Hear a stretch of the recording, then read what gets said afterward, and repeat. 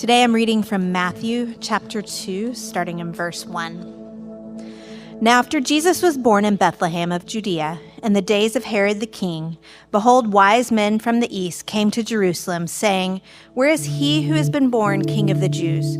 For we saw his star when it rose and have come to worship him. And when Herod the king heard this, he was troubled, and all Jerusalem with him.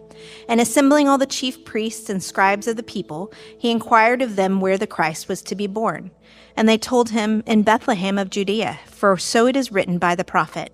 And you, O Bethlehem, in the land of Judah, are by no means least among the rulers of Judah, for from you shall come a ruler who will shepherd my people Israel. And then Herod summoned the wise men secretly and ascertained from them what time the star had appeared. And he sent them to Bethlehem, saying, Go and search diligently for the child, and when you have found him, bring me word, that I too may come and worship him. And after listening to the king, they went on their way. And behold, the star that they had seen when it rose went before them until it came to rest over the place where the child was. And when they saw the star, they rejoiced exceedingly with great joy. And going into the house, they saw the child with Mary his mother, and they fell down and worshipped him. And then opening their treasures, they offered him gifts, gold and frankincense and myrrh. And being warned in a dream not to return to Herod, they departed to their own country by another way. May God bless the reading of his word. You may be seated.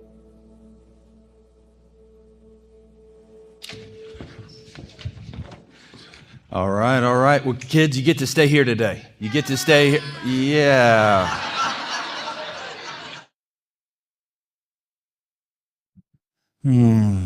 Hold on. That's not a good feeling. Hey, do this. In your chair, there was a pen. I want you to grab that pen. Grab it wherever it is. Grab it. Hold it up like this. Show it to me. Merry Christmas. Would you take that pen home with you? And I'm serious about this. Take it, put it in your pocket, leave it somewhere. Maybe somebody will find it, and it'll be an opportunity very easily to introduce people to who we are as a church. One of the things that we have done, worked really hard on in the last few weeks, is reducing the things that we have to store.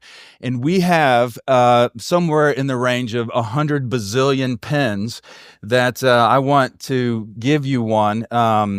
And it also, I suspect, revival will break out in the city once those pens get distributed. How many of you are like Jeannie when you see a good pen? It just ministers to your soul. If you have a good pen, if we're ever at the house and there's extra pens and I know we need to get rid of them, I do not tell her. So Jeannie, I want to apologize in advance. Where are you, Jeannie? Okay, in the back. All right, like a good pastor's wife. All right, here we go. So free pen. Also on your Connect card, there is a QR. You can follow along in the notes. We're finishing a series where we've been looking at the birth of Jesus from the perspective of different people. So we started with Dr. Jake sharing with us from the perspective of Mary, and then we talked about Joseph. Anybody remember who we talked about last week? Thank you again. Makes a preacher feel good. Mindy, was that you that said that? You get extra credit. You can take 2 pens. All right. So, and this week we're talking about the perspective of the Magi. Now, last week, as we looked at the story of the shepherds, we saw that salvation is available to everyone, and everyone can participate in God's plan. And this week, as we look through the perspective of the Magi, or the English Standard Version of the Bible calls them wise men. In the Greek, it's Magi. It sounds like Magi. So the shepherds were a group of people that were overlooked. They were social outcasts. And the Magi were more than likely Gentiles, which are non-Jews, and of the high class. So they weren't the overlooked. In fact, they may have been given special privilege. We'll see that in a few moments as they get access to King Herod. So the shepherds visit Jesus right after he's born. And in spite of the many times that we've seen stories or plays about the birth of Jesus, which appears as if the shepherds come and then the Magi come, 2 minutes later, actually, the Magi visit Jesus a couple of years when he's almost 2 years old, we think.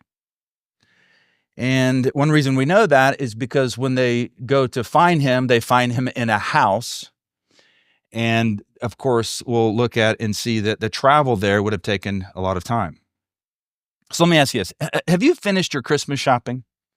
Raise your hand if you finished your Christmas shopping. Oh, a lot of you have. Raise your hand if you haven't. Okay. Oh, more of you have. Oh, you're good luck with that. You know, the exchange of Christmas gifts is so fun, and we all want to give the perfect gift. And I'm very fortunate to be married to a woman who every year seems to do this incredible task of giving so many great gifts. This is the conversation we have every year. I say, here's the budget. And then she squeezes it all in. And then at the end I go, oh, just get it. But if you're like most people, you want to give the perfect gift, and you may even go to great lengths to find the gift. So Jeannie and I on Friday night, we went out to dinner, and then afterwards she snuck in on our date night. Hey, I need to go do some more shopping, and I say, okay, great. So we went to for me it was great lengths. For her it was easy to do, but we went to great lengths to find a few things. We braved the traffic, and we braved the prices, but there's something about the effort of finding the perfect gift that is so important. The Magi were on this journey in this story to find Jesus, but of course it's a much grander scale. They weren't just seeking a gift. They weren't just seeking a view of Jesus. They were searching for answers about God. So my question for you as we're entering the story is, what are you searching for? And how far are you willing to go to find what truly matters? So the story is about searching for and finding answers about God. So we pick up in Matthew chapter 2, starting in verse 1. Jeannie read it, and I'll read it in sections again. It says, "Now after Jesus was born in Bethlehem of Judea in the days of Herod the king, behold, wise men from the east came to Jerusalem, saying, 'Where is he who has been born King of the Jews? For we saw his star when it rose and have come to worship him.'" So God spoke to the shepherds through an angel, but the Magi are given a special revelation in the stars. And this makes sense. Magi were known to be specialists in astronomy. So they come to Herod and they tell Herod that their search was prompted by the sight of this star. They're wise men. Now, this is important for you to understand about them. They're wise men. They live what we know in the east, towards the east. And like all people, they're searching for answers about who God is. And the best that they knew to do as astronomers was to look into the heavens, to look into the sky. And what we believe happened is that at some point there were some Jewish scholars who left Jerusalem and went to the east, probably Babylon. And somewhere along the way, they met these Magi and had a conversation. And the conversation would have been a little like this. I want you to imagine this scene. So the Magi are gathered in Babylon, we think. They're gathered late at night. They're looking up into the stars. What are they doing? They're looking for answers to eternity, about who God is and what that means for who they are. They're gazing at the stars. And the Jewish scholars are maybe walking by, seeing them gazing at the stars, and they ask the question, like, what are you doing? And the Magi respond, well, we're searching for answers about God in the sky. And I imagine that these Jewish scholars kind of chuckle. They chuckle because this seems like a vain search. I mean, there are a lot of stars. And just as the Jewish scholars begin to walk by, maybe one remembers the words of one of their own prophets about a star, a special star. This word by Balaam is recorded in the book of Numbers. Numbers chapter 24, verse 17, I imagine that this Jewish scholar remembers it. Here he is just about to walk past the Magi, and he remembers it and shares it with them. He says, there was one of our prophets who talked about a star, a special star, and it says this: a star shall come out of Jacob, and a scepter shall rise out of Israel. And the Jewish scholars knew that this prophecy talked about a special star that signals the birth of a new king, a savior. These magi are not Jewish, but this prophecy sticks with them. And so each night they anticipate, and now they're looking into the stars, having heard that there was this one special star that was going to signal the birth of a new king. And they're anticipating seeing this remarkable star. They search the sky, and then one night they see it. They see this star. It is no ordinary star. It is glorious. Could this be the answer to their search for God? They have to find out. But where is this child? If this star signals the birth of a new king, where is he? So they decide to travel to Israel's epicenter, Jerusalem. This is all they know to do. And they go to Jerusalem, and then they ask the most powerful man in the region, in Jerusalem, King Herod. Now, I want you to notice something about this. And we don't do maps a lot, but I do it for the nerds. Okay, so we believe that the Magi lived in this area. And so they traveled this route. We know this is the route they traveled. It was 900 miles. So it took them 120 days. 4 months. So they traveled, and one reason we believe that they didn't just go from here to here, they, of course, didn't take it. There were no flights from Babylon to Jerusalem. These were the trade routes that people took, and they were very difficult. It was a difficult journey. It would have been very long and very challenging. Have you ever wanted something so badly that you stopped at nothing to get it?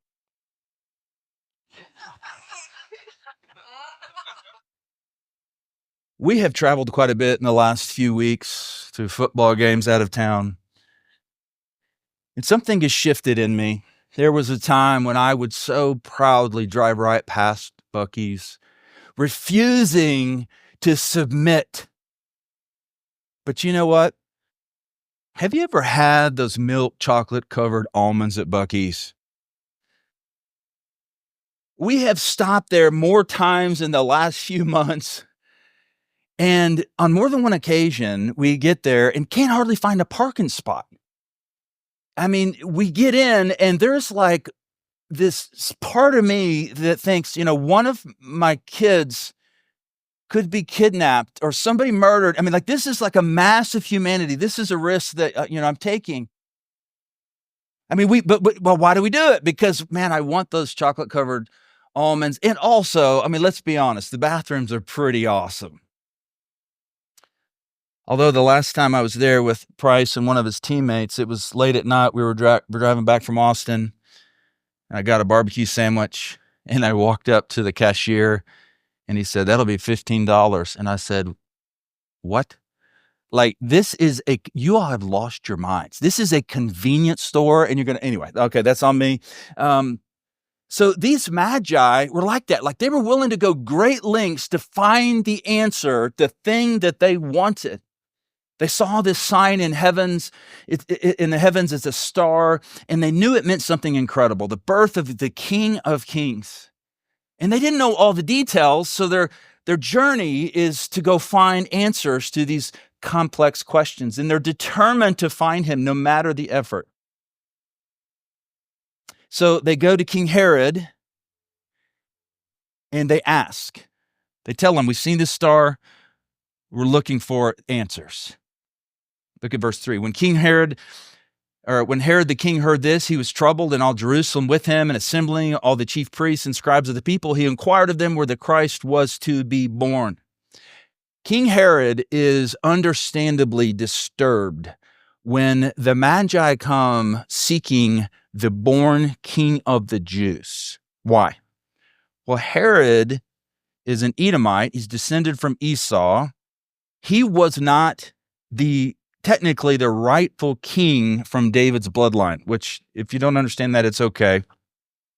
But what you should know about it is that this reality led most Jews to despise him in his position of his authority. There was somebody different than him that the Magi are looking for that is the rightful heir to the throne. What did this do? This threatened his rule. So Herod goes and consults the Jewish scholars about, hey, remind me again about where this Messiah is going to be born. Kind of innocently on the surface. And the Jewish scholars, of course, they're anticipating the birth of this Messiah, and they know, they have it right in the front of their minds. They tell them that, verse 5, in Bethlehem of Judea, for so it is written by the prophet. And you, O Bethlehem, in the land of Judah, are by no means least among the rulers of Judah, for from you shall come a ruler who will shepherd my people Israel. And what the Jewish scholars are doing is they're telling Herod about this prophecy by another prophet, one named Micah, many years before the birth of Jesus. This Messiah is to be born in Bethlehem. And Herod has to choose, is he going to risk doing nothing, or is he going to find out where he is? And of course, he wants to find out where he is, and he's going to enlist the help of the Magi. These Magi are determined, though it is a long way that they've traveled, though it's going to be great effort to find answers that they began looking for in the cosmos. Again, the question for you is, how determined are you to find God? This is so important. And of course, we live in an area of the city, and most of you live the kinds of lives where you have at your disposal education, resources, a lot of things that can make you feel like you can function without God. For those of you that are here that would not consider yourself a Christ follower, the question for you is finding God necessary enough that you would be willing to make time for it, to ask the questions?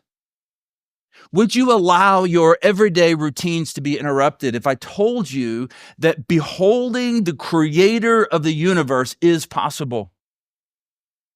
In my experience of many years of talking to adults who've not yet crossed the line of faith, it's only when people reach the limits of their intellect or their natural strength that they begin to truly search for God.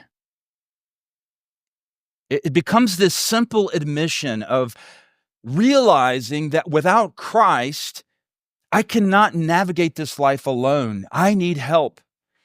I cannot abstain from the behaviors that are destroying me and my relationships. I need help. I cannot find peace on my own. I need help. It is the seeker's prayer.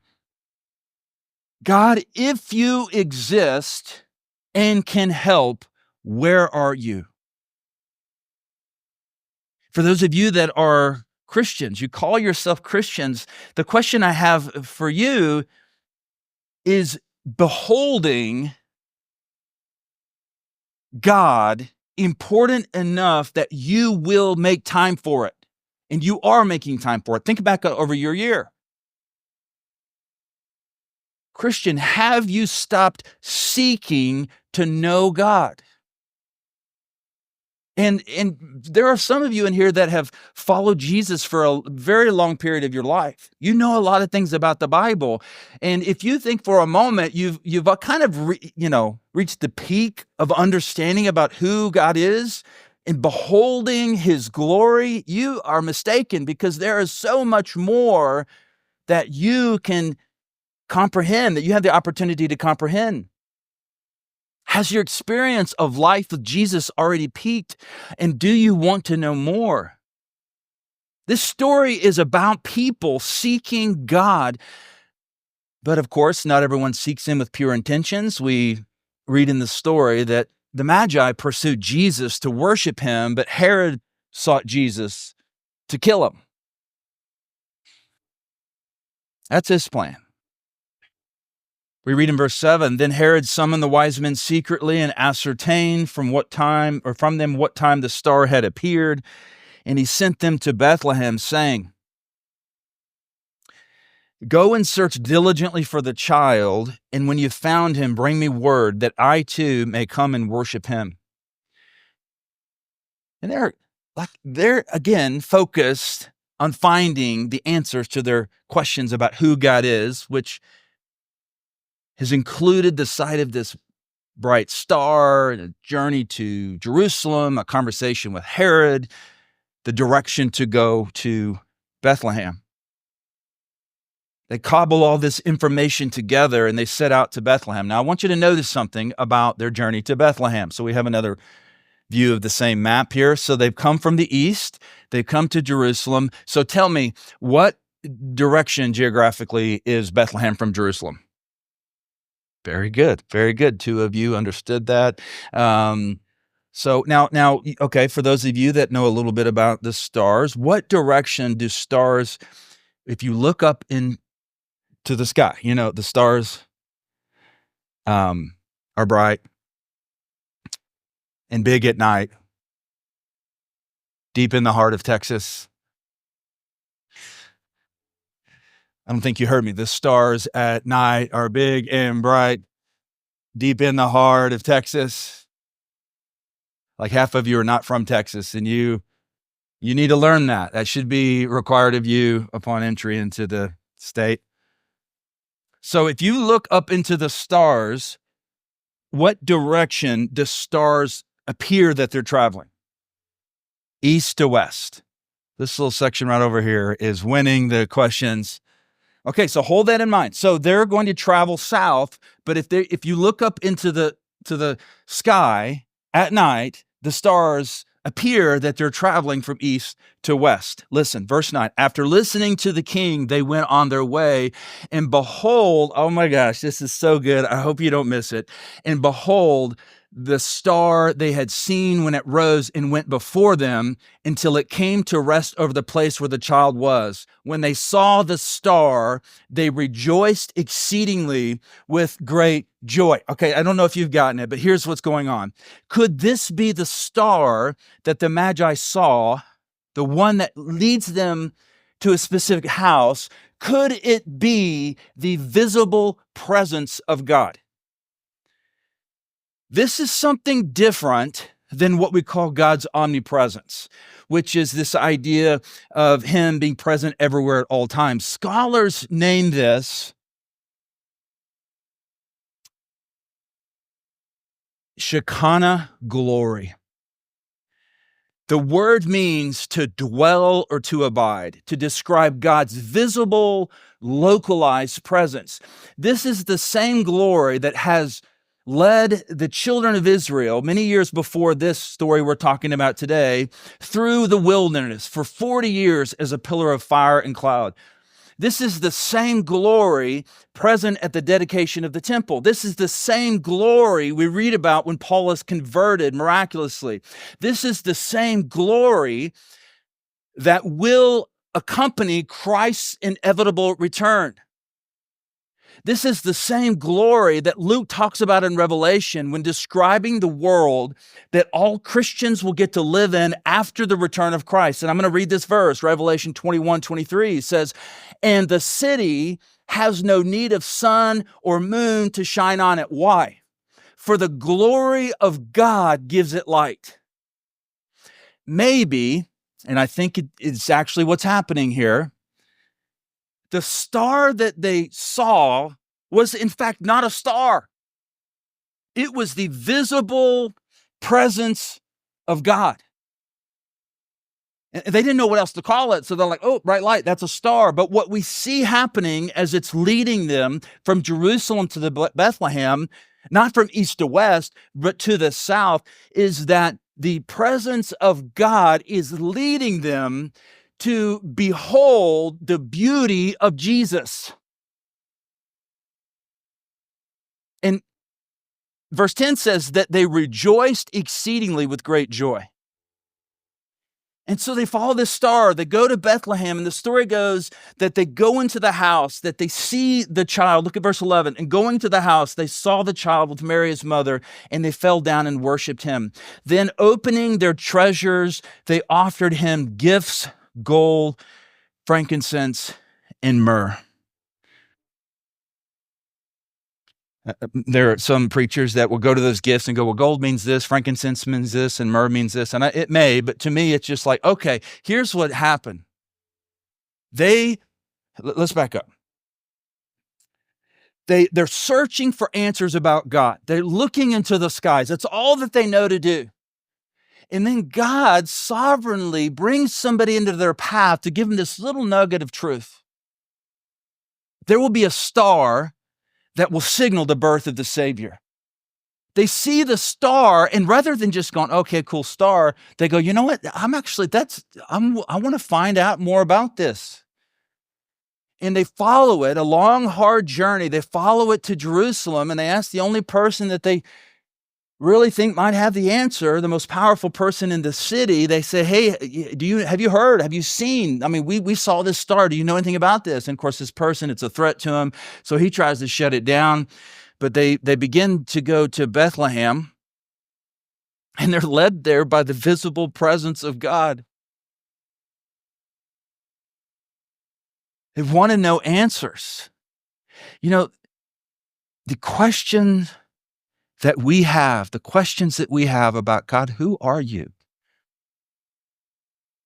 Like the way that God works is he just somehow mysteriously kind of pricks our minds with that curiosity. And then he begins to kind of lead us, if we want to take the journey, into finding answers. And here the Magi are. They've sought out answers of the truth about who Jesus is, and they discover God. And they worship him. They worship him.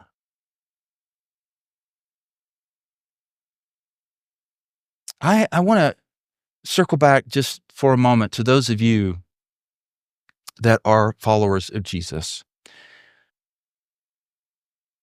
You know, I do think we can get to a place in our life, and I've certainly been here many times, where you know some things, some answers. You have some answers to your questions.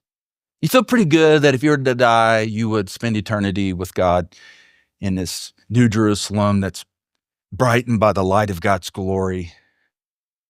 But now you're just trying to navigate every day. I mean, parenting, your job, managing the resources.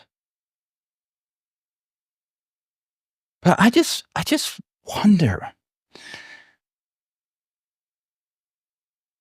I just wonder if we have to be honest with ourselves sometimes and say, God, I've just stopped seeking a clearer, crisper view of who you are.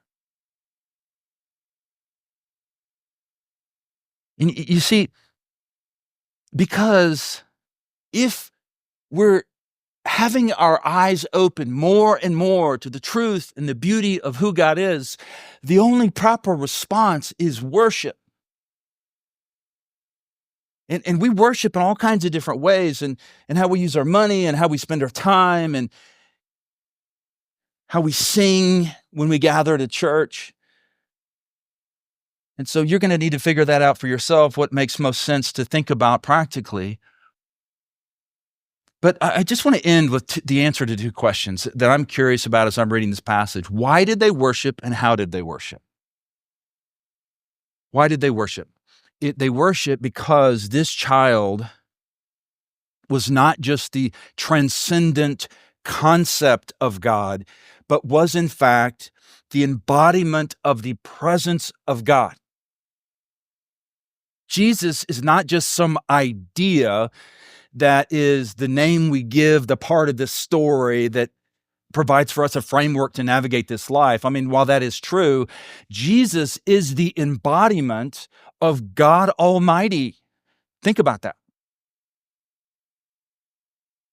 And this child grows up, becomes a man, is the tangible, very real presence of God in how he teaches, the miracles he does. He is, in fact, the peak display of the Shekinah glory. So why is Christmas and the birth of Jesus such a big deal? It's because he is the peak display of God's manifest, localized glory. This is why they worship him. This is why we worship him. And how did they worship? It's so interesting to me in the passage. How did they worship? They fell down. There was actually a physical response to it. They fell down. It wasn't just all up in their head, but it was like a physical something. What does this look like for you? So here's the first part of the call to action as I begin to draw this to a close. If you're new to this church, at the end of every sermon, we just want to give you okay, how do you apply this? The first thing that I want to challenge you to do is this week, sometime this week, pick one morning. In your mind, get it right now. Try to. Pick one morning, pick one song, one worship song. You can go into Spotify or Apple Music and just search for, early morning Christian music or worship music or something. I mean, there's no excuses there. There's plenty of worship. Pick one song and then physically get on your knees and sing it. I mean, it would begin exercising that response to God becoming flesh as the peak display of God's glory in the form of this man we call Jesus. So pick one morning, pick one song, get on your knees and sing it. Do it this week. What a way to end the year. What a way to start the next year. The second way that we see them worshiping is that they offered him gifts. Can you imagine in their 4-month trip how annoying it would be to carry gold and frankincense and myrrh all the way? I mean, they may probably had some camels to help. It is so interesting to me that they knew whenever we see the king and we begin to behold the glory that God became flesh in the form of this person, the King of Kings and Lord of Lords, and they worship, the only real response is to then give sacrificially to this king. And many scholars believe that, in fact, that for Mary and Joseph and Jesus, that this provision is what enabled them to survive as they were basically running from being killed for the next couple of years. So, here's the second part to the call to action. I want you to think about the gifts you've purchased, pick the price of one of those gifts, and give it to the Lord. You say, well, how do I do that? Well, the embodiment of God's manifest, localized presence on earth right now is the local church. So pick the price of one gift and give it to the Lord. That just makes sense. This, my dear friends, is what people do after much seeking to truly find Jesus, is we respond. How will you respond? Would you bow your head? And Sarah's going to lead us through thinking about these things.